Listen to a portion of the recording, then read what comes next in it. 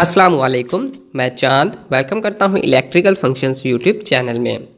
Friends, आज की video में हम बात करेंगे कि सिलेंडर क्यों ब्लास्ट होते हैं और कंप्रेसर्स क्यों ब्लास्ट होते हैं।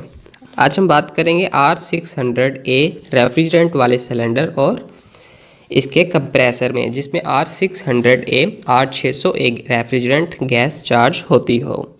फ्रेंड्स, यहाँ पर कुछ आपके साथ टिप्स भी शेयर करूँगा कि आप भी ऐसे हादसात से बच सकें, ऐसे एक्सीडेंट से आप भी बच सकें। ये बहुत ही डेंजरस जो है एक्सीडेंट है, क्योंकि सिलेंडर में काफ़ी ज़्यादा प्रेशर होता है, जिसकी वजह से ये ब्लास्ट हो जाता है और बहुत बुरे तरीके से ब्लास्ट होता है। और इसी तरह कंप्रेसर भी ब्लास्ट होते हैं। याद रहे, यहाँ पर आप एक कंप्रेसर की डिटेल देख सकते हैं, जहाँ पर एक आग का सिंबल भी बना हुआ है और R600A भी इसके ऊपर लिखा हुआ है। R600A में ये ज़्यादा केसेस आते हैं, क्योंकि R600A को गैस को आग लग जाती है, यहाँ पर सिंबल पर भी बना हुआ है। तो हमेशा आपको केयर करनी चाहिए। इसको सिलेंडर को इसके किसी ऐसी हीट वाली जगह पर नहीं रखना चाहिए, या फिर धूप में नहीं रखना चाहिए। नॉर्मल टेम्परेचर पर ही कोशिश किया करें कि इसे आप रखें। और जहाँ पर आप गैस वेल्डिंग कर रहे हो, वहाँ पर तो सिलेंडर का पास होना बिल्कुल ख़तरनाक है, तो हमेशा केयर करें। जब भी कंप्रेसर लगाएं R600 वाला, जिसको आग भी लग जाती है, उसके ऊपर हमेशा लिखा हुआ होता है, साइन बना हुआ होता है आग का। तो R600 सिलेंडर वाले जब भी आप गैस चार्ज करें कंप्रेसर में, तो वहाँ पर हमेशा पिन वाल लगाएं। आप देख सकते हैं, मैंने एरो वाली साइड पर यहाँ पर आपको देखेंगे कि तो कंप्रेसर पे पिन वाल लगा हुआ है।